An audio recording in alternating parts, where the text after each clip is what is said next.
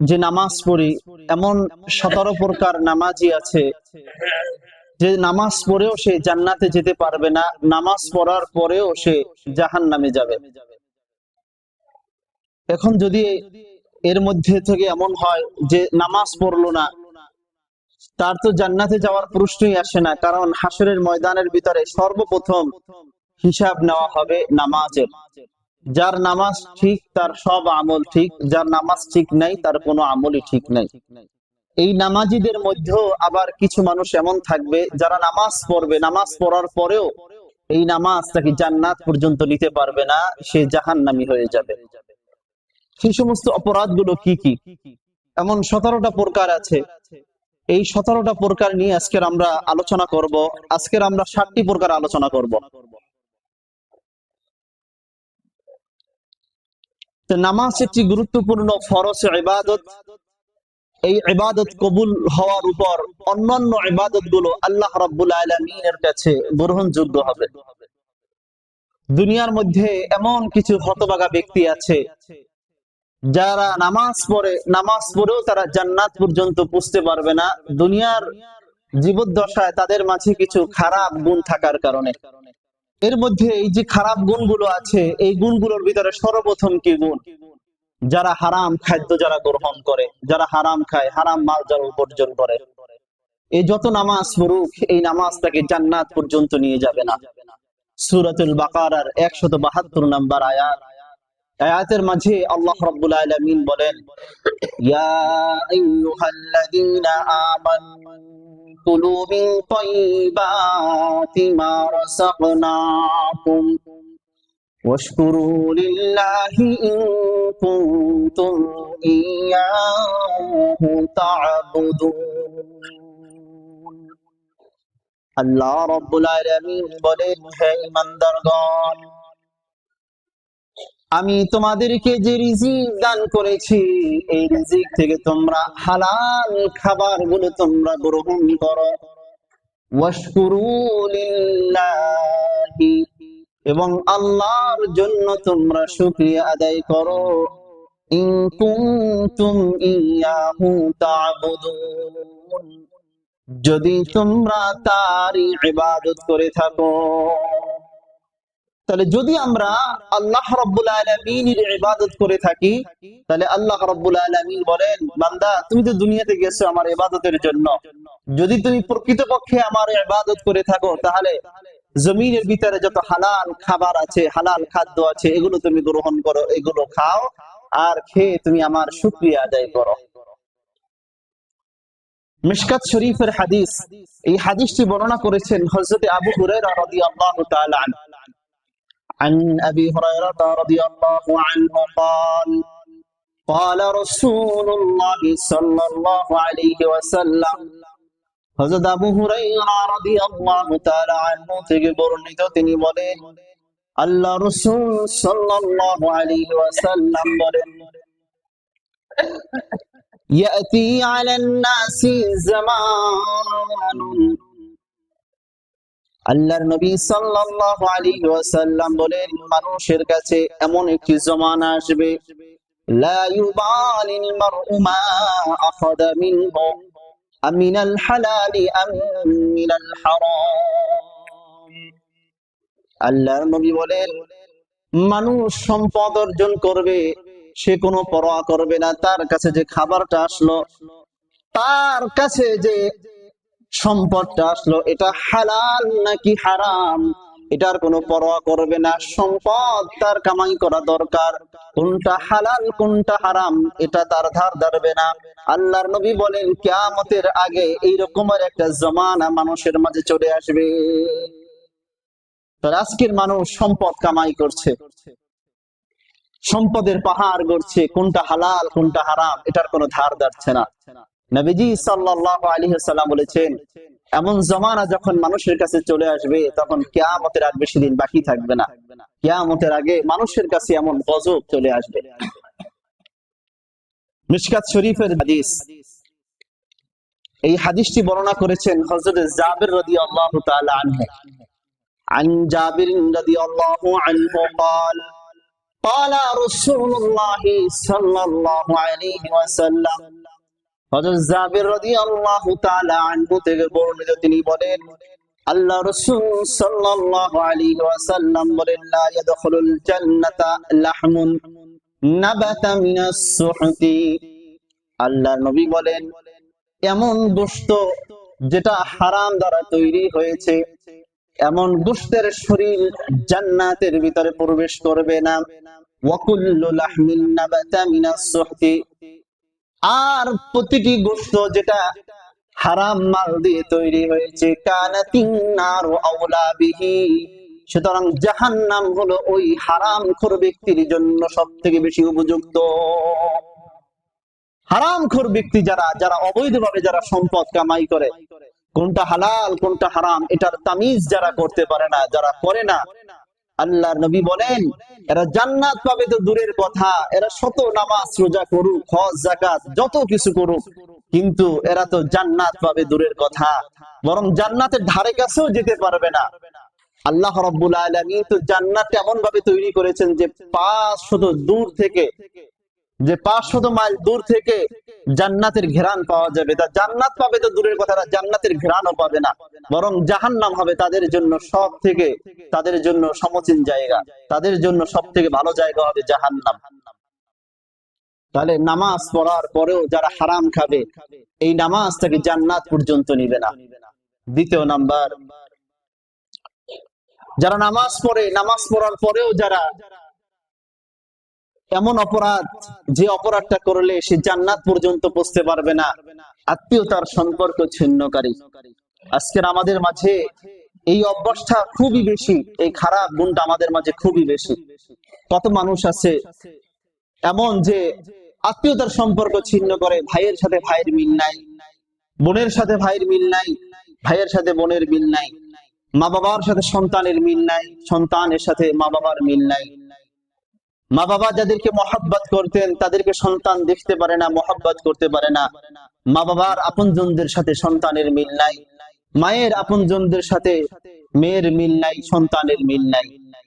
আল্লাহর নবী সাল্লাল্লাহু আলাইহি ওয়াসাল্লাম বলেন যাদের সাথে রক্তের সম্পর্ক আছে, রক্ত সম্পর্ক যারা ছিন্ন করবে, রক্তের সম্পর্ক যারা ছিন্ন করবে, এরা তো বেহেশতে যাবে দূরের কথা, বেহেশতের সুগ্রাণও তারা পাবে না। বরং আমরা তো মনে করি আত্মীয় স্বজনদের মাসে মাসে টাকা পয়সা দেওয়া, এটা মনে সম্পর্ক ভালো রাখে। আত্মীয় স্বজনদের জন্য সব থেকে বড় হক হলো তাদের জন্য দোয়া করা। একজন মুমিন আরেকজন মুমিনের সব থেকে বড় হক রাখে তার জন্য দোয়া করা, কল্যাণের দোয়া করা, সুযোগ হলে তার সাক্ষাৎ করা। বুখারী শরীফের হাদিসটি বর্ণনা করেছেন হযরত জুবাইর ইবনে মুতঈম রাদিয়াল্লাহু তাআলা আনহু।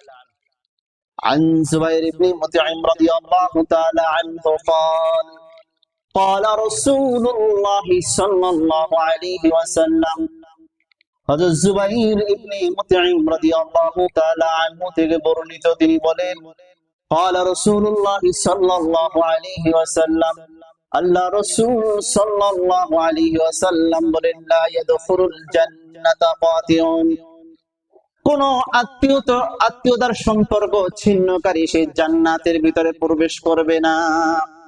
তাহলে আল্লাহর নবী বললেন যে আত্মীয়তার সম্পর্ক ছিন্ন করবে সে জান্নাতে প্রবেশ করতে পারবে না, সে জান্নাতে প্রবেশ করবে না। তাহলে আল্লাহর নবী যেটা বলেছেন এটা কি কোনো অসম্ভব হওয়ার বিষয় আছে কিনা? জোরে বলেন। কোনদিন এটা অসম্ভব হবে না, এটা সম্ভব। এই জন্য আমার খারাপ গুণগুলো আমরা পরিত্যাগ করি। মুসনাদে আহমদ একটি হাদিসের কিতাব, এই হাদিসটি বর্ণনা করেছেন হযরত আবু মুসা আশআরী রাদিয়াল্লাহু তাআলা আনহু। সাহাবীদের নামগুলো মুখস্থ করবেন। কি নাম? হযরত আবু মুসা আশআরী রাদিয়াল্লাহু তাআলা আনহু। এই নামগুলো মুখস্থ করলে সাহাবীদের সাথে সম্পর্ক বাড়বে, তাদের প্রতি মহব্বত তৈরি হবে। عن أبي موسى الأشعري رضي الله تعالى عنه قال قال رسول الله صلى الله عليه وسلم হযরত আবু মুসা আশআরী রাদিয়াল্লাহু তাআলা আনহু থেকে বর্ণিত, তিনি বলেন আল্লাহ রাসূল সাল্লাল্লাহু আলাইহি ওয়াসাল্লাম বলেন সালাসাতুন লা ইয়াদখুলুনাল জান্নাতা আল্লাহর নবী সাল্লাল্লাহু আলাইহি ওয়াসাল্লাম বলেন, তিন ব্যক্তি এমন আছে যে জান্নাতে প্রবেশ করতে পারবে না। এক নাম্বার, মুদমিনুল খামরি, যারা মদ্যপান করতে অভ্যস্ত, যারা মদ পান করে, যারা নেশা জাতীয় দ্রব্য যারা পান করে। এখানে যদিও শুধু মদের কথা বলা হয়েছে, শুধু মদ নয়, নেশা জাতীয় যত দ্রব্য আছে, এমনকি একটা সিগারেট, বিড়ি যেগুলো আছে এগুলো এর অন্তর্ভুক্ত। নেশা জাতীয় যত দ্রব্য যা কিছু আছে এগুলো যারা পান করে এরা কখনোই জান্নাতে প্রবেশ করতে পারবে না। ওয়াকাতিউর রহিম, দ্বিতীয় নাম্বার, যারা আত্মীয়তার সম্পর্ক যারা ছিন্ন করেন, আত্মীয়তার সম্পর্ক যারা ছিন্নকারী যারা আছে এরা কোনোদিন জান্নাতে প্রবেশ করতে পারবে না। তিন নাম্বার, ওয়া মুসাদ্দিকুম বিসসিহরি, যারা জাদুতে বিশ্বাসী এরা কোনোদিন জান্নাতে প্রবেশ করতে পারবে না। যারা জাদুতে বিশ্বাসী, মানুষের ঈমান এখন কি যে অবস্থা, মানুষকে, একজন মানুষ এটা ভালো অবস্থায় আছে, এই ভালো অবস্থাটা দেখে আরেকটা মানুষ এটা সহ্য করতে পারে না, তাদেরকে কালো জাদু করে। একটা মানুষ সংসার করছে, ভালো অবস্থায় আছে, কেন এত ভালোভাবে থাকবে, কেন সে ভালোভাবে সংসার করবে, তখন তাকে কালো জাদু করে, বিভিন্ন কুফরির আশ্রয় সে গ্রহণ করে। যারা মানুষকে এই সমস্ত কাজ করে তাদের ঈমান থাকে না, তারা কাফের হয়ে তারা মৃত্যুবরণ করে। আল্লাহর নবী সাল্লাল্লাহু আলাইহি সাল্লাম বলেছেন, এই জন্য যারা এই সমস্ত জাদুতে যারা বিশ্বাসী আছে, কালো জাদু বর্তমানে চর্চা হচ্ছে, বহু মানুষের জীবন নষ্ট হয়ে যাচ্ছে। বিশেষ করে গত সপ্তাহে জীবনের কথা বলেছিলাম যে তারা মুসলমানদের মধ্যে যে সমস্ত ষড়যন্ত্রগুলো নিয়ে কাজ করে তার ভিতর অন্যতম একটা কালো জাদু নিয়ে কাজ করে। মুসলিম মেয়েদেরকে তারা বিভিন্ন রকমের কালো জাদু দিয়ে তাদের ধর্মান্তরিত করে, হিন্দু ধর্মের দিকে তাদেরকে দাবিত করে, যে মানুষদেরকে এমন বানিয়ে ফেলে যে জিনিসগুলো করলে আর মানুষের হিতাহিত কোনো জ্ঞান থাকে না। এই জন্য সকাল সন্ধ্যা আমল করতে হবে আমাদের। শরীর বন্ধকের যে আমলগুলো আছে, যে নবীজি সাল্লাল্লাহু আলাইহি সাল্লাম আমাদেরকে শিখিয়েছেন, প্রত্যেকটা মানুষের বর্তমান জমানায় এগুলো করাটা আবশ্যক, এটা ফরজে আইন হয়ে গেছে এটা। কারণ চতুর্দিক থেকে আমাদের ইসলামের বিরুদ্ধে ষড়যন্ত্র হচ্ছে এগুলো। এবং বিশেষ করে আপনার মাগরিবের পরে, ফজরের পরে বিসমিল্লাহিল্লাযী লা ইয়াদুররু মা ইসমিহি শাইউন ফিল আরদি ওয়ালা ফিস সামা ওয়া হুয়াস সামিউল আলীম, এই আমলটা আপনি তিনবার করে করেন। এগুলো 3 কুল 4 কুল যেগুলো আছে এগুলো করেন, সূরা ফাতিহা 7 বার পড়েন, আয়াতুল কুরসি 3 বার পড়েন, তাহলে আপনার এই কালো জাদু থেকে ইনশাআল্লাহ আপনি বাঁচতে পারবেন। মা বোনদেরকেও এই আমলগুলো শিখান। তাহলে এই জাদুতে যারা বিশ্বাসী এরা জান্নাতে প্রবেশ করতে পারবে না। তাহলে আত্মীয়তার সম্পর্ক ছিন্নকারীটা এখানে আমাদের উদ্দেশ্য ছিল। 3 নাম্বার, যে প্রতিবেশীকে যে কষ্ট দেয়, নামাজ পড়ে কিন্তু সে প্রতিবেশীকে কষ্ট দেয়, হজ করে প্রতিবেশীকে কষ্ট দেয়, নামাজের জন্য মানুষকে ডাকে কিন্তু প্রতিবেশীকে কষ্ট দেয়, এমন ব্যক্তির এই খারাপ গুণের কারণে সে জান্নাতে যেতে পারবে না। বুখারী শরীফের হাদিস। এই হাদিসটি বর্ণনা করেছেন হযরতে শুআইব রাদিয়াল্লাহু তাআলা আনহু। عن شعيب رضي الله تعالى عنه قال قال رسول الله صلى الله عليه وسلم, হযরত শুআইব রাদিয়াল্লাহু তাআলা আনহু থেকে বর্ণিত, তিনি বলেন আল্লাহ রাসূল সাল্লাল্লাহু আলাইহি ওয়াসাল্লাম বলেন, ওয়াল্লাহি লা ইউমিনু ওয়াল্লাহি লা ইউমিনু ওয়াল্লাহি লা ইউমিনু, আল্লাহর নবী বলেন আল্লাহর কসম ওই ব্যক্তি মুমিন হতে পারবে না, আল্লাহর কসম ওই ব্যক্তি মুমিন হবে না, আল্লাহর কসম সে মুমিন নয়। আল্লাহর কসম 3 বার কসম খেয়েছেন। কয়বার? জোরে বলেন। 3 বার কসম খেয়েছেন, আল্লাহর কসম সে মুমিন নয়। ইলামান ইয়া রাসূলুল্লাহ, নবীকে জিজ্ঞাসা করা হলো, ইয়া রাসূলুল্লাহ, ইয়া হাবিবাল্লাহ, তারা কারা? আপনি 3 বার কসম খেয়ে বললেন তারা মুমিন নয়, তারা কারা? ক্বালা, আল্লাহর নবী সাল্লাল্লাহু আলাইহি সাল্লাম বলেন, আল্লাযী লা ইউমিনু জারুহু বাওয়াকিয়াহু, এটা হলো ওই ব্যক্তি যে ব্যক্তির অনিষ্ট থেকে তার প্রতিবেশী নিরাপদ নয়, যে ব্যক্তির অনিষ্ট থেকে তার প্রতিবেশী নিরাপদ থাকতে পারে না, এটা হলো ওই ব্যক্তি। যে আজকের তো আমাদের সমস্যাটা এমন যে একটা মানুষ এটা ভালো একটা কথা বলেছে, ভালো কথা কেন সে বলবে আমার সামনে, এটা নিয়ে আমরা সমালোচনা করি। এই ব্যক্তিও এর অন্তর্ভুক্ত, এই ব্যক্তিও এর অন্তর্ভুক্ত। আমরা মুসলমান, আমরা যে কত দিক থেকে যে ষড়যন্ত্রের শিকার আমরা হচ্ছি আমরা টের পাই না। কখন যেমন চিল যেমন সকল দিয়ে মুরগির বাচ্চা, বিভিন্ন পশু পাখির বাচ্চা যেমন নিয়ে যায়, কিছু মানুষ সকল দিয়ে দিয়ে আমাদের ইমানকে আমরা হরণ করে ফেলছে। কিছু মানুষ সকল দিয়ে দিয়ে আমাদের ইমান নিয়ে যাচ্ছে। আমরা তো মনে করছি আমরা মুসলমান। অনেক সময় অনেক কথা অনেক কাজের কারণে আমাদের ইমানটা কিন্তু আমাদের চলে যায়। এখন আমাদের ইমান হরণ করার জন্য সব থেকে বড় শত্রু হলো ইসকন। এখন মসজিদের ভিতর ইসকন ঢুকে গেছে। এটা বহু জায়গায় এমন ধরাও খেয়েছে। ইসকনের সদস্য নামাজ পড়ছে, টুপি পড়ছে, দাড়ি পড়ছে, অথচ ইসকনের লোক। ইসকনের বিরুদ্ধে মসজিদে কথা বলা যায় না।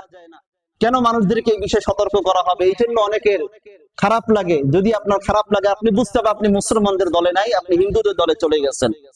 মুসলমানদের ইমানকে হরণ করছে, মুসলমানদের মেয়েদেরকে নিয়ে তারা পালাক্রমে তারা ধর্ষণ করছে। এই জন্য আপনার কষ্ট লাগে না। ইসকনের বিরুদ্ধে কথা বললে আপনার কষ্ট লাগে।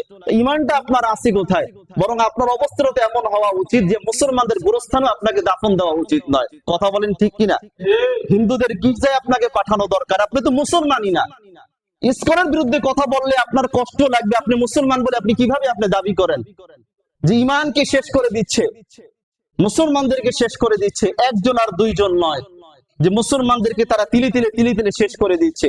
তারা বড় মিশন নিয়ে নেমেছে এবং তারা এটা মনে করে যে মুসলমানদের আমরা যদি শেষ না করি তাহলে আমরা অখণ্ড ভারত আমরা গড়তে পারবো না। আর আমরাও অপেক্ষায় আছি, তোমরা অখণ্ড ভারত গড়ো। অখণ্ড ভারত আমরাই গড়বো। যে কিভাবে ইমাম মাহদী আলাইহিস সালাতু ওয়াস সালামের সাথে যুদ্ধ করে গজওয়াতুল হিন্দ আমরা কায়েম করব। এই হিন্দুস্তানে ইনশাআল্লাহ আমরা কালিমার পতাকা আমরা উড়াবো ইনশাআল্লাহ। হিন্দুরাও যেমন স্বপ্ন দেখে অখণ্ড ভারতের, আমরাও স্বপ্ন দেখি অখণ্ড ভারতের। আমরা শুধু স্বপ্ন অখণ্ড ভারতকে নিয়ে নয়, তাম বিশ্বের বুকে ইনশাআল্লাহ আমরা কালিমার পতাকা আমরা উড়াবো। আল্লাহর জমিনে আল্লাহর দ্বীন কায়েম ইনশাআল্লাহ আমরা করব। কারণ আল্লাহর নবী সাল্লাল্লাহু আলাইহি সাল্লামের একটা কথা আমার জীবনের পাথর হিসেবে যথেষ্ট। আল্লাহর নবী বলছেন শেষ জামানায় এমন একটা সময় আসবে যখন একটা ঘর বাকি থাকবে না যেখানে কালিমা পুষবে না। আল্লাহর জমিনের একটা অংশ বাকি থাকবে না যেখানে কালিমা পুষবে না।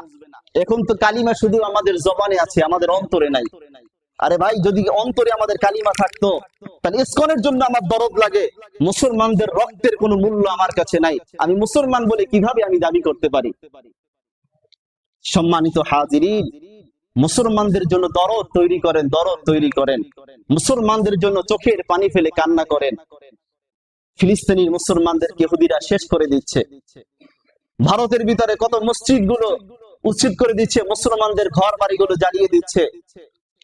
মায়ানমারের মধ্যে কত মুসলমানদেরকে গণহত্যা করছে। আপনি কি এতটুকু পারেন না এই মুসলমানদের জন্য একটু দোয়া করবেন? আপনি এতটা কৃপণ হয়ে গেলেন। এই জন্য মুসলমানদের জন্য দরদ তৈরি করি, বাংলার মুসলমানদের জন্য দরদ তৈরি করি। মুসলমানদের সাথে কোনোদিন আমরা বিদ্বেষ না রাখি। আমরা সবাই এক কাতারে চলতে চাই, আমরা এক কালিমার ছায়া তলে থাকতে চাই, আমাদের এক তাওহীদ একাত্মবাদের তলে আমরা সবাই থাকতে চাই। কথা বলেন ঠিক কিনা? সম্মানিত হাজিরিন, যে কথাটা বলতেছিলাম, মানুষকে কষ্ট দেওয়া যাবে না, মানুষেরকে কষ্ট দেওয়া যাবে না। আপনার অনিষ্ট থেকে মানুষকে বাঁচাতে হবে। মুস্তাদরাকে হাকিম একটি হাদিসের কিতাব, এই হাদিসের 166 নম্বর হাদিস। এই হাদিসটি বর্ণনা করেছেন হযরত আবু হুরায়রা রাদিয়াল্লাহু তাআলা আনহু। عن أبي هريرة رضي الله تعالى عنه قال হযরত আবু হুরায়রা রাদিয়াল্লাহু তাআলা আনহু থেকে বর্ণিত,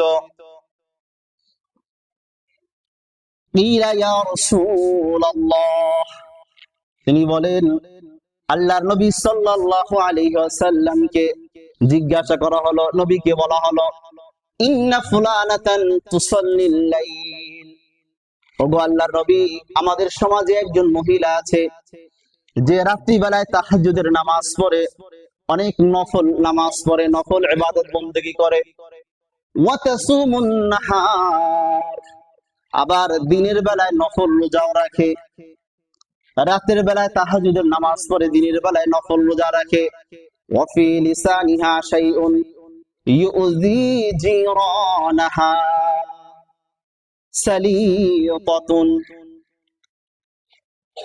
এবার আবু হুরায়রা রাদিয়াল্লাহু তাআলা আনহু বলেন, তার মুখের যে ভাষাটা এটা হলো কর্কশ ভাষা, তার জবানের মধ্যে এমন কিছু আছে যে ভাষা দিয়ে তার মধ্যে এমন কিছু খারাপ গুণ আছে যেগুলো দিয়ে মানুষকে সে কষ্ট দেয়। তখন নবীজি সাল্লাল্লাহু আলাইহি সাল্লাম এই কথার কি উত্তরটা দিয়েছেন, এই ব্যক্তি সম্পর্কে কি মন্তব্যটা করেছেন? ফাকালা লা খায়রা ফিহা, তুমি যে ইতিপূর্বে যে গুণের কথাগুলি বললা তার ভিতরে কোনো গুণ নাই। কি নাই? কোনো গুণ নাই। তার মানে তার নামাজ, তার রোজা, তার ইবাদত বন্দেগী গুলোর কোনোই দাম নাই। শুধু তার মধ্যে কি সমালোচনা করার অভ্যাস, মানুষকে ক্ষতি করার অভ্যাস, এটা থাকার কারণে। এবার আল্লাহর নবী সাল্লাল্লাহু আলাইহি সাল্লাম বলেন, হিয়া ফিন্নার, সে যত ইবাদত বন্দেগী করুক এই ইবাদত দ্বারা সে জান্নাতে যেতে পারবে না, সে সরাসরি জাহান্নামে চলে যাবে। জোরে বলেন নাউজুবিল্লাহ। তাহলে বলেন, অন্য মানুষের কি ক্ষতি করা যাবে? অন্য মানুষের সমালোচনা করা যাবে? যে মানুষকে সমালোচনা করে বেড়ায়, মানুষকে ক্ষতি করে বেড়ায়, একটা জিনিস মনে রাখবেন, যে আমি কি করি না করি কে দেখতেছেন? জোরে বলেন আল্লাহ। আপনি যখন মানুষের ক্ষতি করবেন, আল্লাহ রাব্বুল আলামিন আপনার ক্ষতি করবেন। আল্লাহ রাব্বুল আলামিন আপনার ক্ষতির বদলা নিবেন। একটা মানুষ যখন আরেকটা মানুষের সাথে ঝগড়া করে, ওই মানুষটা যদি সবর করে, সে যদি ঝগড়ার পাল্টা উত্তর যদি না করে, তখন একজন ফেরেশতা তার পক্ষ থেকে তখন উত্তর দিয়ে দেয়। জোরে বলেন সুবহানাল্লাহ। আবু বকর সিদ্দিক রাদিয়াল্লাহু তাআলা আনহু নবীর সামনে বসা। তো আবু বকরকে একটা কাফের, একটা মুশরিক এসে গালাগালি করছে। তা আবু বকর মুস্কি মুস্কি হাসে, আল্লাহর নবীও মুস্কি মুস্কি হাসেন। আবু বকর কোনো উত্তর দেন না। এবার আবার নবীর দিকে তাকান, দেখেন নবী কাফের এক একটা গালি দিচ্ছে, আল্লাহর নবী মুস্কি মুস্কি হাসেন। কিছুক্ষণ পর আবু বকর তার কথার একটা উত্তর দিয়ে দিল। যখন উত্তরটা দিয়ে দিল, আল্লাহর নবীর চেহারাটা মলিন হয়ে গেল। আবু বকর জিজ্ঞাসা করলেন, ইয়া রাসূলুল্লাহ, এতক্ষণ পর্যন্ত কাফের আমাকে গালি দিল, আমি কোন উত্তর দিলাম না, কিন্তু দেখলাম প্রত্যেকটা গালির পর পর আপনি হাসতেছিলেন, আর যখন আমি পাল্টা উত্তর দিলাম আপনার চেহারাটা মলিন হয়ে গেল, তার কারণটা কি? আল্লাহর নবী বলেন, আবু বকর, সে যখন তোমাকে গালি দিচ্ছিল তুমি তো চুপ ছিলা, আর তোমার পক্ষ থেকে আল্লাহ রহমতের একজন ফেরেশতা তখন তার উত্তর দিচ্ছে। জোরে বলেন সুবহানাল্লাহ। যখনই তুমি উত্তর দিতে গিয়েছো, ফেরেশতার তখন আর উত্তর দেন না, তিনি বন্ধ হয়ে গেছেন, তিনি চলে গেছেন। তা ফেরেশতারা চলে যাওয়াটা আমার চেহারাটা মলিন হয়ে গেছে। তাহলে আল্লাহ রাব্বুল আলামিনের ওই নুসরত আজও আছে কিনা? জোরে বলেন, কিয়ামত পর্যন্ত থাকবে। এজন্য আপনি যত নামাজ পড়েন, রোজা রাখেন, যত হজ করেন, যাকাত দেন, যদি অন্যের ক্ষতি করা যদি আপনার ভিতরে অভ্যাস থাকে, অন্যের কাছে চুগলখড়ি করা যদি আপনার কাছে অভ্যাস থাকে, তাহলে আল্লাহর কাছে এই নামাজ, রোজা, হজ, যাকাত কোনো কাজে আসবে না। 5 ওয়াক্ত নামাজে আপনি খুব আগে সামনে কাতারের মুসল্লি, দ্বিতীয় কাতারের মুসল্লি, তৃতীয় কাতারের মুসল্লি, কোনো কাজে আসবে না। যে চুগলখড়ি করার অভ্যাস যদি পরিত্যাগ আপনি না করেন, অন্যের ক্ষতি করার অভ্যাস যদি আপনি এটা পরিত্যাগ করতে না পারেন, আল্লাহর নবীর হাদিস যে এই আপনার খারাপ অভ্যাসটা আপনার জাহান্নামী হওয়ার জন্য যথেষ্ট। জোরে বলেন নাউজুবিল্লাহ। চতুর্থ নাম্বার, নামাজ পড়েও মানুষ জান্নাতে যেতে পারবে না। যে সন্তান মা বাবার অবাধ্য সন্তান, মা বাবার নাফরমানি করে, এরা নামাজ পড়বে, নামাজ পড়ার পরেও ওই মা বাবার অবাধ্য সন্তান সে জান্নাতে যেতে পারবে না। বুখারী শরীফের হাদিস, এই হাদিসটি বর্ণনা করেছেন হযরত আব্দুল্লাহ ইবনে আমর রাদিয়াল্লাহু তাআলা আনহু। عن عبد الله بن عمر رضي الله تعالى عنه قال قال رسول الله صلى الله عليه وسلم, হযরত আব্দুল্লাহ ইবনে ওমর রাদিয়াল্লাহু তাআলা আনহু থেকে বর্ণিত, তিনি বলেন আল্লাহ রাসূল সাল্লাল্লাহু আলাইহি ওয়াসাল্লাম বলেছেন, আল কাবাইর, কবিরা গুনাহ কি তা কি তোমরা জানো? কবিরা গুনাহ হলো আল ইশরাকু বিল্লাহ, আল্লাহর সাথে শিরিক করা। কবিরা গুনাহ কি? জোরে বলেন, আল্লাহর সাথে শিরিক করা। ওয়াল ইয়ামিনুল গুমুস, মিথ্যা সাক্ষী দেওয়া, এটা হলো কবিরা গুনাহ। ওয়া উকুকুল ওয়ালিদাইন, পিতা মাতার নাফরমানি করা, এটা হলো কবিরা গুনাহ। ওয়া কতলুন নাফস, মানুষকে হত্যা করা। অন্যায় ভাবে মানুষকে হত্যা করা, এটা হলো কবিরা গুনাহ। তাহলে চারটা শুনলাম কবিরের গুনাহ, এর ভিতরে অন্যতম কোনটা? পিতা মাতার নাফরমানি করা। নবীজি সাল্লাল্লাহু আলাইহি ওয়াসাল্লাম বলেন, আরে পিতা মাতা এটা যে কত বড় নিয়ামত তা কি জানো? রিদান নাফসি ফি রিদাল ওয়ালিদ, রিদার রব্বি ফি রিদাল ওয়ালিদ, ও সাখাতুর রব্বি ফি সাখাতিল ওয়ালিদ। তোমার মাতা পিতা সন্তুষ্ট, তোমার আল্লাহ সন্তুষ্ট। তোমার মাতা পিতা তোমার প্রতি অসন্তুষ্ট, তোমার আল্লাহ তোমার উপরে অসন্তুষ্ট। এই জন্যই তো নবীজি বলেন, হুমা জান্নাতুকা ওয়া নারুকা, তারা তোমার জান্নাত, তারা তোমার জাহান্নাম। তাদেরকে তুমি সন্তুষ্ট করতে পারলে তোমার জান্নাতের দরজা খুলে যাবে, তাদেরকে তুমি অসন্তুষ্ট করলে তোমার জাহান্নামের দরজা তোমার জন্য খুলে যাবে। এজন্য যাদের মা বাবা আছে, জান্নাতের দরজা এখনো তাদের জন্য খোলা আছে। আর যাদের মা বাবা চলে গেছেন, তাদের জান্নাতের দরজা, উন্মুক্ত করার দরজা, এটা বন্ধ হয়ে গেছে। মা বাবার দোয়া, এটা যে কত বড় দোয়া, এটা ভাষায় কোনোদিন কল্পনা করা যায় না। মা বাবার দোয়া, এটা যে কত বড় দোয়া, মা বাবা যে কত বড় আমাদের জন্য পাথেয়, এটা কোনোদিন আপনি কল্পনাও করতে পারবেন না। আপনার মা বাবা দুনিয়ার জমিনে যতদিন থাকবে ততদিন আপনার উন্নতি হতে থাকবে, কোনোদিন আপনার অবনতি হবে না মা বাবার চোখের সামনে। যদি কখনো হয়েও যায়, মা বাবার এক ফোঁটা চোখের পানি ওই অবনতি থেকে উদ্ধার করার জন্য যথেষ্ট। কিন্তু যখন আপনার মা বাবা দুনিয়াতে থাকবে না, তখন ওই চোখ দিয়ে পানি ফেলার মানুষটাও আর দুনিয়াতে থাকবে না, কেউ থাকবে না, কেউ আপনার জন্য কাঁদবে না। সম্মানিত হাজিরিন, এই জন্য আমরা কেউ মা বাবার অবাধ্য সন্তান না হই। যাদের মা বাবা চলে গেছেন তাদের জন্য 5 ওয়াক্ত নামাজের পরে দোয়া করি, সবসময় তাদের জন্য দোয়া করি, মা বাবার নেককার সন্তান হওয়ার চেষ্টা করি। 5 নাম্বার, যারা নামাজ পড়েও জান্নাতে যেতে পারবে না, যারা বদ মেজাজি, যারা উগ্র মেজাজি, যারা গোয়ার অর্থাৎ তার অধীনস্থ যারা আছে, এদেরকে সবসময় চাপের উপরে রাখে। একটা ভালো জিনিস সেটা সুন্দরভাবে সে বলতে পারে, এরপরে সে তাদের সাথে খারাপ ব্যবহার করে, রূঢ় ব্যবহার করে। তো এই সমস্ত মানুষ এই খারাপ গুণের কারণে, খারাপ আমলের কারণে জাহান্নামে যাওয়ার জন্য যথেষ্ট হয়ে যাবে। বুখারী শরীফের হাদিস 6114 নম্বর হাদিস। এই হাদিসটি বর্ণনা করেছেন হযরত আবু হুরায়রা রাদিয়াল্লাহু তাআলা আনহু। عن أبي هريرة رضي الله عنه أن رسول الله صلى الله عليه وسلم قال, হযরত আবু হুরায়রা রাদিয়াল্লাহু তাআলা আনহু থেকে বর্ণিত যে আল্লাহ রাসূল সাল্লাল্লাহু আলাইহি ওয়াসাল্লাম বলেন, লাইসা শাদীদু বিসসুরআ, আল্লাহ নবী বলেন, শক্তিশালী বীরকে তা কি জানো? কুস্তি খেলায় যে জিতে যায়, এটা কিন্তু আসলে শক্তিশালী বীর নয়।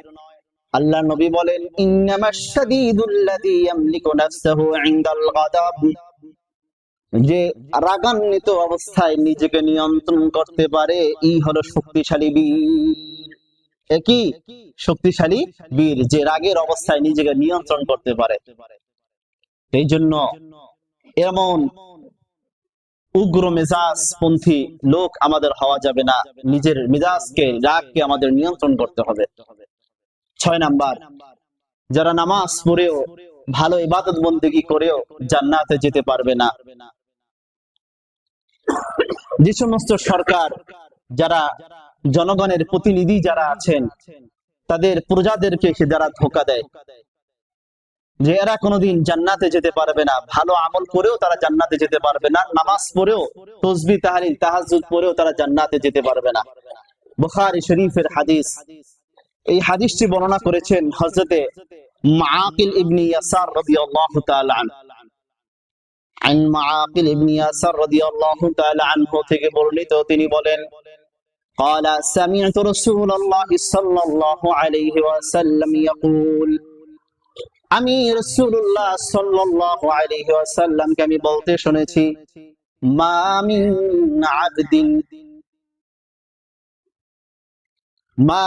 আবদিন ইস্তারআইহি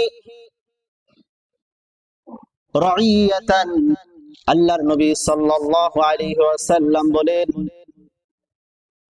যদি কোনো কাউকে, কোন শাসক হিসাবে, কোন জনগণের প্রতিনিধি হিসাবে কেউ নির্বাচিত হয়, সাধারণ জনগণের দায়িত্ব যদি কারো উপরে অর্পণ করা হয়, ইয়ামুতু ইয়াউমা ইয়ামুতু ওয়া হুয়া গাশুন লিরইয়াতিহি, আর সে মৃত্যুবরণ করলো যেদিন সে মৃত্যুবরণ করেছে, সেও মানুষদেরকে ধোঁকা দিয়েছে, তার দায়িত্ব সে যথাযথভাবে পালন করে নাই। তার প্রতিনিধি যারা আছে, ওই প্রতিনিধিদের দায়িত্ব সে সঠিকভাবে পালন করে নাই। ইল্লা হারামাল্লাহু আলাইহিল জান্নাতা, আল্লাহ রাব্বুল আলামিন তার উপরে জান্নাতকে হারাম করে দেন। জোরে বলে নাউজুবিল্লাহ। তাহলে যারা সমাজের প্রতিনিধি যারা আছে, এরা যদি জনগণের দায়িত্ব ঠিকভাবে পালন না করে, তাহলে আল্লাহ রাব্বুল আলামিন তার উপরে জান্নাতকে হারাম করে দেন। অনুরূপ ভাবে এই হাদিস থেকে বোঝা যায়, আপনার অধীনস্থ যারা আছে, আপনি যদি তাদের হক ঠিকভাবে আদায় না করেন, তাহলে আপনার উপরেও আল্লাহ রাব্বুল আলামিন জান্নাতকে হারাম করে দিবেন। জোরে বলে নাউজুবিল্লাহ। এই জন্য আপনার অধীনস্থ যারা আছে, আপনার অধীনে যারা কর্মজীবী যারা আছে, কোন ব্যক্তি যদি আপনার কারণে ক্ষতিগ্রস্ত হয়, তাহলে এই একটা কারণের কারণেই আপনার জাহান্নামে যাওয়ার জন্য যথেষ্ট। সম্মানিত হাজিরিন, এরপরে 7 নাম্বার, যে আপনি নামাজ পড়েও আপনি জান্নাতে যেতে পারবেন না, ভালো আমল করেও আপনি জান্নাতে যেতে পারবেন না। যে অন্যের সম্পদ অন্যায়ভাবে আত্মসাৎ করা, যে নামাজ পড়ে কিন্তু অন্যের সম্পদ অন্যায়ভাবে আত্মসাৎ করে, সে যত বড় হাজী সাহেব হোক, যত বড় নামাজি হোক, এই হজ আর এই নামাজ তাকে জান্নাত পর্যন্ত নিয়ে যাবে না। মুসলিম শরীফ হাদিস। এই হাদিসটি বর্ণনা করেছেন হযরত আবু হুরায়রা রাদিয়াল্লাহু তাআলা আনহু। عن أبي هريرة رضي الله عنه قال قال رسول الله صلى الله عليه وسلم, হযরত আবু হুরায়রা রাদিয়াল্লাহু তাআলা আনহু থেকে বর্ণিত, তিনি বলেন, আল্লাহ রাসূল সাল্লাল্লাহু আলাইহি ওয়াসাল্লাম বলেন, আরবাউন আনা খামসুহু ইয়াউমাল কিয়ামাতি, আল্লাহর নবী বলেন, আমি কিয়ামতের দিন 4 শ্রেণীর মানুষের ব্যাপারে আল্লাহর কাছে অভিযোগ জানাবো। জোরে বলেন নাউজুবিল্লাহ। যেখানে মানুষ নবীজি সাল্লাল্লাহু আলাইহি সাল্লামের সুপারিশের জন্য নবীর পিছে পিছে দৌড়াবে, আল্লাহ নবীর সুপারিশ করলেই আমরা জান্নাতে যেতে পারি। আর ওই জায়গায় যদি আল্লাহর নবী যদি ওই তার উম্মতের ব্যাপারে অভিযোগ করেন আল্লাহর কাছে, তার কি কোনো ছাড় আছে? জোরে বলেন, কোনো ছাড় নাই। কার কার বিরুদ্ধে আল্লাহর নবী হাশরের ময়দানে অভিযোগ করবেন? 1 নাম্বার, মান সালাকা তরিকা ফিস সারিকাতি, 1 নাম্বার, যে তার অর্থ উপার্জনের মাধ্যমটা বানিয়েছে চুরির পথ। চুরির পথটা যে ব্যক্তি বেছে নিয়েছে। আজকের অফিস আদালতে যান, চুরি আছে কিনা জোরে বলেন। ঘুষ ছাড়া কোনো চাকরি হয়? ঘুষ ছাড়া কোনো কাজ হয়? চুরি ছাড়া কোনো জায়গা আছে? একটা মুসি থেকে শুরু করে উপরে পর্যায়ের লেভেল পর্যন্ত যারা আছে সবগুলো চোর। এই চোরের পথ, চুরির পথ যেগুলো আছে, যারা এদেরকে সাপোর্ট করে, এই চুরির পথ যারা অবলম্বন করেছে, তবে ইল্লা মাশাআল্লাহ কিছু ব্যক্তিতে ভালো আছেন। এই চোরের পথ যারা অবলম্বন করেছে, চুরির পথে যারা অর্থ উপার্জন করে, আল্লাহ নবী বলেন কাল হাশরের ময়দানে আমি তাদের বিরুদ্ধে আল্লাহর কাছে অভিযোগ করব। 2 নাম্বার, ওমান আখাযা মালা গায়রিহি বিগায়রি হাক্কিন, অন্যের সম্পদ অন্যায়ভাবে যে আত্মসাৎ করে। আপনার বোন আপনার কাছে সম্পদ পাবে, আপনি অন্যায়ভাবে সেটা জোর জবরদস্তি, আপনার ক্ষমতা আছে, আপনি সেটা দখল করে নিলেন। আপনার ভাই মারা গেছেন, আপনার ভাতিজার সম্পদগুলো আপনি আত্মসাৎ করে নিলেন। যদি এমন খারাপ অভ্যাস আপনার মধ্যে থাকে, তাহলে আল্লাহর নবীর হাদিস অনুযায়ী আল্লাহর নবী কাল হাশরের ময়দানে আপনার বিরুদ্ধে আল্লাহর কাছে অভিযোগ দাখিল করবেন। 3 নাম্বার, ওয়ামান শাহিদা জোরান, যে ব্যক্তি কোন মিথ্যা সাক্ষী দেয়, ওই ব্যক্তির ব্যাপারে কাল হাশরের ময়দানে আল্লাহর নবী সাল্লাল্লাহু আলাইহি ওয়াসাল্লাম অভিযোগ করবেন, আল্লাহর কাছে তার বিরুদ্ধে নালিশ করবেন। 4 নাম্বার, ওমান খাওয়া শাহাদাতান, মিথ্যার আশ্রয় যে ব্যক্তি নেয়, সাক্ষী দানের ক্ষেত্রে মিথ্যার আশ্রয় যে ব্যক্তি নেয়, যে ওই ব্যক্তির ক্ষেত্রে আল্লাহর নবী কাল হাশরের ময়দানে আল্লাহর কাছে অভিযোগ দাখিল করবেন। এরপর আরেক হাদিসের মাঝে আল্লাহ নবী সাল্লাল্লাহু আলাইহি ওয়াসাল্লাম বলেন, ক্বালা রাসূলুল্লাহ সাল্লাল্লাহু আলাইহি ওয়াসাল্লাম, যে ব্যক্তি আল্লাহ রাসূল সাল্লাল্লাহু আলাইহি ওয়াসাল্লাম বলেন, মান আখাযা শাইআন মিনাস সারিকাতি, আল্লাহ রাসূল সাল্লাল্লাহু আলাইহি ওয়াসাল্লাম বলেন, যে চুরি করে কোনো কিছু উপার্জন করলো, ফালা ইয়াদখুলুল জান্নাতা হাত্তা ইউরিদ্দাহু, ওই ব্যক্তি জান্নাতে প্রবেশ করতে পারবে না যতক্ষণ না পর্যন্ত চুরুকিত সম্পদ ওই আসল মালিকের কাছে পৌঁছে না দেয়। আসল মালিকের কাছে পৌঁছে না দেয় ততক্ষণ পর্যন্ত ওই ব্যক্তি জান্নাতে প্রবেশ করতে পারবে না। সম্মানিত হাজিরিন, তাহলে অবৈধভাবে সম্পদ এটা যদি কেউ অর্জন করে, যার যার থেকে অবৈধ সম্পদ উপার্জন সে করেছে, ওই মালিকের কাছে যতক্ষণ না পর্যন্ত সে পৌঁছে না দিবে ততক্ষণ পর্যন্ত তার কোনো আমল আল্লাহর কাছে গ্রহণযোগ্য হবে না, সে জান্নাতে প্রবেশ করতে পারবে না। আমরা তো মনে করি সারা জীবন কামিয়েছি, শেষ জীবনে হজ করে, উমরা করে, তওবা করে, মসজিদ মাদ্রাসায় দান করে আমি ভালো হয়ে যাব। না না, মসজিদ মাদ্রাসা আপনি দান করবেন, আপনি হয়তো মানুষের মাঝে আপনি দান করবেন, কিছু মানুষের উপকার আপনার হতে পারে, কিন্তু আপনার নিজের কোনো উপকার আপনার হবে না যতক্ষণ না পর্যন্ত যার যার থেকে আপনি অবৈধ সম্পদ আপনি গুছিয়েছেন, কামিয়েছেন, তাদের কাছে পৌঁছে না দিবেন। কারণ এটা বান্দার হক। বান্দার হক কখনো আল্লাহ রাব্বুল আলামিন মাফ করেন না। আল্লাহ রাব্বুল আলামিনের হক যেটা আছে, হকুল্লাহ, সেটা যদি কোনো ত্রুটি হয় আল্লাহ রাব্বুল আলামিন মাফ করে দিতে পারেন। আপনি নামাজ পড়েন নাই, জীবনের একটা বড় লম্বা সময় চলে গেছে, নামাজ পড়তে পারেন নাই, আল্লাহ তাআলার কাছে যদি মাফ চাওয়ার মতো মাফ চাইতে পারেন, হয়তো আল্লাহ মাফ করেও দিতে পারেন। কিন্তু উচিত আপনার এই নামাজগুলো কাজা করে নেওয়া। কিন্তু আপনি অবৈধভাবে আপনার বিশাল বড় অট্টালিকা আপনি গড়েছেন, এখন আল্লাহর কাছে মাপ চাইবেন হবে না। যে ব্যক্তিদের কাছ থেকে আপনি এই অর্থ সম্পদ গুলো আত্মসাৎ করেছেন তাদের কাছে মাপ চাইতে হবে, তারপর আল্লাহ রাব্বুল আলামিন মাফ করবেন। সম্মানিত হাজিরিন, এই জন্য আমরা যে নামাজ পড়ি, আমাদের নামাজ যেন জান্নাত পর্যন্ত চলে যায়, আমাদের নামাজ যেন আল্লাহ পর্যন্ত পৌঁছে যায়, আল্লাহ রাব্বুল আলামিনকে যেন আমরা সন্তুষ্ট করতে পারি। যে কি বলেন, এমন আমল আমরা চাই কিনা, জোরে বলেন, এমন নামাজ আমরা চাই কিনা। এই জন্য আমাদেরকে নামাজকে আমাদের নামাজ বানাতে হবে। এই জন্য হক হালালি ভাবে আপনাকে আমাকে চলতে হবে, যাতে এই নামাজ আমাকে জান্নাত পর্যন্ত পৌঁছে দেয়, এই নামাজ যাতে আপনাকে আমাকে আল্লাহ রাব্বুল আলামিনের সন্তুষ্টি পর্যন্ত পৌঁছে দেয়। রব্বে কারীম যেন আমাদের নামাজকে আমাদের আল্লাহ রাব্বুল আলামিনের সন্তুষ্টির মাধ্যম বানিয়ে দেন, জান্নাতের মাধ্যম বানিয়ে দেন। সকলেই বলি আমিন। ওয়া মা তাওফীকি ইল্লা বিল্লাহ।